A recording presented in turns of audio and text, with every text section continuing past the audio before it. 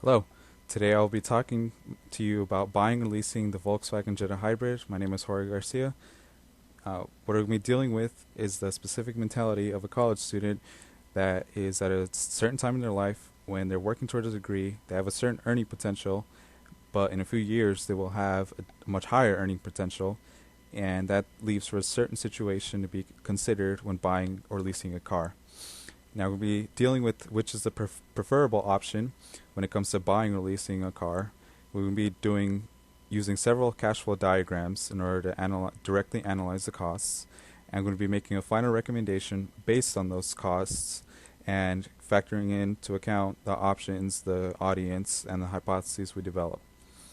Now, getting into the problem statement, we're dealing with which is a better option. Is it better to buy or lease the Jetta Hybrid? Now, getting into the hypothesis of it, I hypothesize that it depends with time. Doing a simple Google search comes up with this graphic here where it has the cost of owning or renting a home, and that they both start off at a different initial cost, and they both have different rates of both depreciation and the costs over time. And you can see that at a certain point, one option becomes more feasible than the other. Moving on to the investigative method, the main formula we're going to be dealing with is the net present value, which has to deal with initial cost plus discounting future costs into overall net present value, and that has to do with taking that cost of that year and dividing it by 1 plus the interest rate or discount rate to the ith power, which is the year dealing with. Costs that go into that calculation have to do with depreciation, taxes, financing, insurance, fuel, and maintenance costs. We're dealing with a very specific consumer profile of a suburban college student. We're doing several sensitivity analyses in order to determine at what point leasing is better than buying or vice versa. Getting into the first year, we have the cash flow diagrams.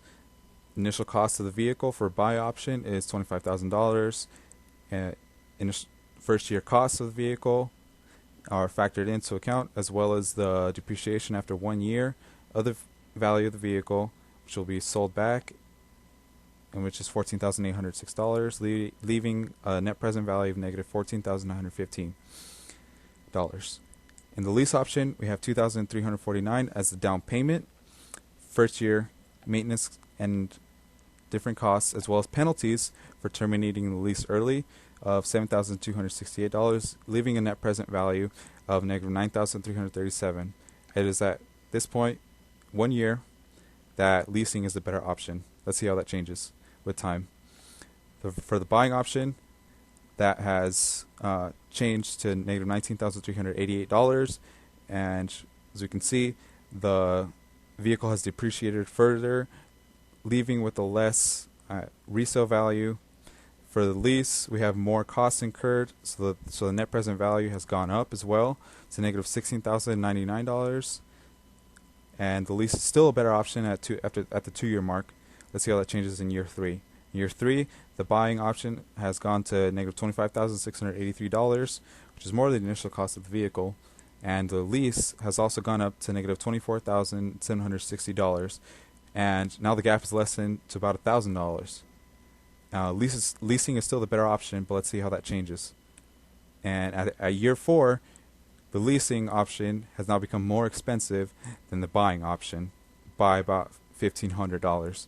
Now, looking at that over time, we can see that both of the options start off at a different initial amount, which is the down payment, but after 3.5 years, buying becomes more feasible than leasing. Now, what I recommend based off that, if you want to lease the vehicle, it would be recommended that you have it between 1 and 3.5 years. But if you want to buy it, the net present value, in terms of net present value, buying is a better option if you're going to be owning the vehicle for more than 3.5 years. Thank you for your time.